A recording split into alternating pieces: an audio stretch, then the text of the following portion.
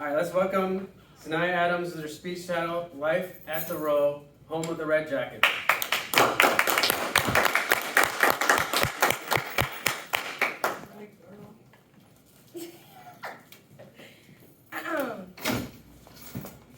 Life at the Row. Have you ever had a family like no other? I have. Monroe High School. There are 3 things I would like to share with you. Oh, I messed up already.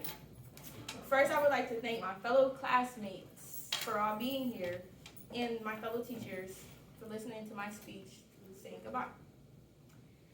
There's 3 things I would like to share with you about what Monroe means to me. With that being said, the first thing I would like to cover is what it means to be a Monroe Red Jacket. What it means to be a Monroe Red Jacket is you shine bright like no other. You are the jewel of the city. You will always shine bright being here with the teachers who want to see you do something and achieve the dreams that they know you actually can achieve.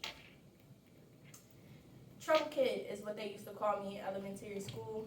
I always used to be in drama. I never really wanted to be in class, but I made it here. And I've come here and nothing's changed. I can't lie. I was a trouble kid here. 7th, 8th grade. If you know me, then you know. Definitely was a trouble kid.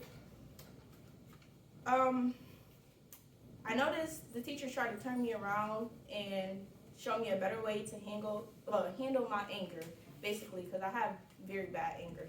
So I noticed that they were trying to help me in the long run, and I decided I wanted to change.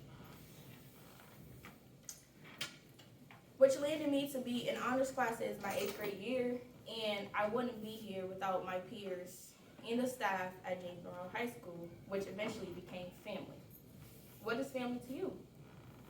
Family to me is someone you can call on when you need them.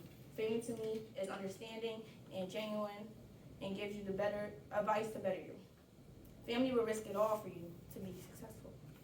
My 8th grade year, I honestly had the first episode of my anxiety. I wanted out of honors so bad, I couldn't even control my emotions. The teachers here, they sat me down and they had me in the office. At the time, Ms. Blackman was our principal. They had me in the office and Mr. Pappas was here and they sat me down and they talked to me. They had a long discussion with me and I knew and they knew that wasn't the right decision, so they did not let me out of that office until I decided to stay in honors. They called my mom, they waited for her to call back, they sat there, it was hours I was in the office.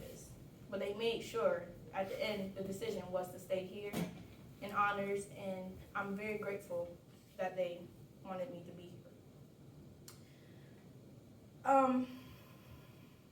I decided to appreciate what I've earned as a young African American female student, and another time was my 11th grade year. Last year, I had so many fights. I was constantly suspended. I was long term, which never happened to me before. I was gone out of school for 3 months, and that made me really sit down and think, this is time to change. You only have a year left, and this is high school. You only get one experience here. So they basically sat me down, and they gave me, and they gave me a long speech. This time it was Muhammad. And when Muhammad speaks, he speaks to the soul. So he sat there, and he asked me, is this what you want to do when you get older? And that question right there made me decide, this isn't what I want to do. So I would like to thank the staff here, Mr. Pappas, Ms. Alex, Mr. Aaron, Ms. Carey, Ms. Muddle, Ms. Scott, Mr. Bianchi, and yet again, Mr. Muhammad, and many more. I would like to thank you all for personally believing in me when I had the thought of giving it up. My back was against the wall. Last year, I had something happen to me that I never thought could happen so soon. I lost my grandmother, someone who helped me through everything and gave me the world she didn't have so I could be successful. I was down. I was done with school. This was the end of April, beginning of May. I was over it. And down to the flowers, the hugs, just the conversation, anything helped. And Bianchi, everybody else made sure they were there for me, and I really appreciate that.